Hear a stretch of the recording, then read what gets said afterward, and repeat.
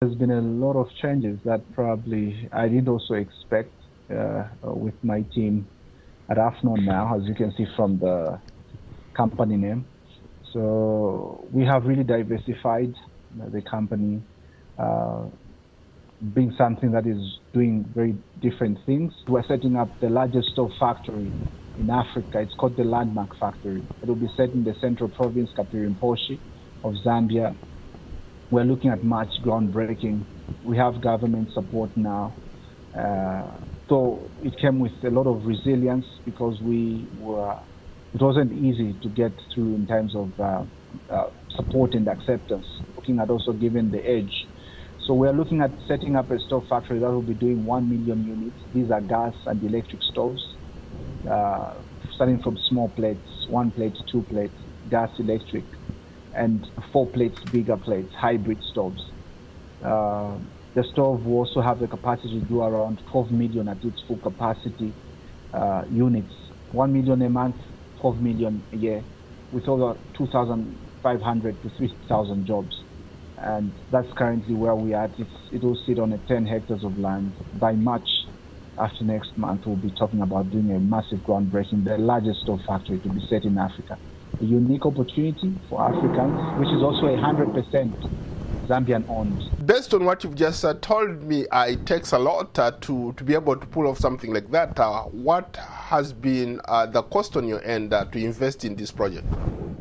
What makes this opportunity very unique, it has to do with that it's a hardware industry itself, because hardware industry takes a lot of intellectual property, designing, thinking, brainstorming, in terms of you have to take a lot of time to invest before you get to even build a machine for it.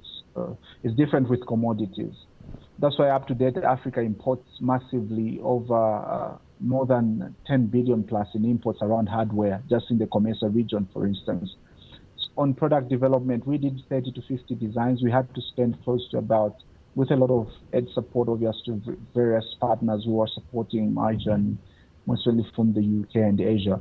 We looked at spending close to around $1.1 million just for product development. This is before the whole entire project process.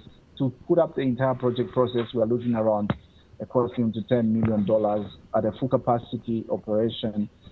The whole full value around $200 million. So that's around it. Obviously, on an initial stage, we're looking around $16 million to $20 million so that we start as an initial capital. And how much of that have you raised? Currently, we have already spoken with the local bank. I put in equity my $2.2 million. The bank is bringing in 8.8, giving us all the total value to $10 million. That's a cowpex because there's no yet capital in it to inject it.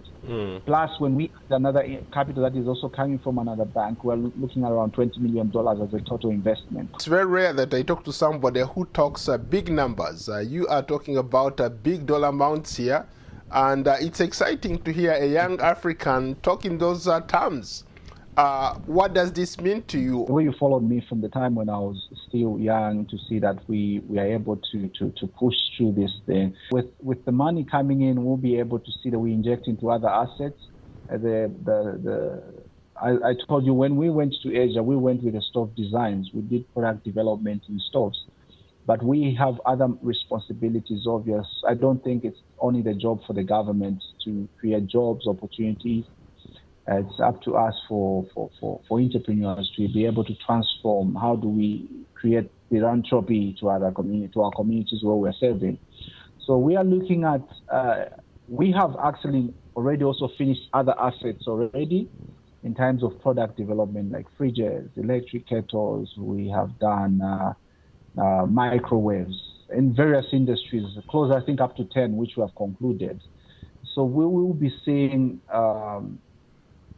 a future where we see that we invest into other assets so that we can create more jobs, we can create more opportunities, our countries can become more resilient and be able to tackle just the challenges that we are going through as an African continent.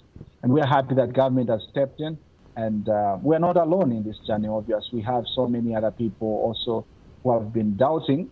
We believe also it's a wake-up call that they will be able to see that it can be done. So it's indeed a dream, yes, for me, for the country and for the continent.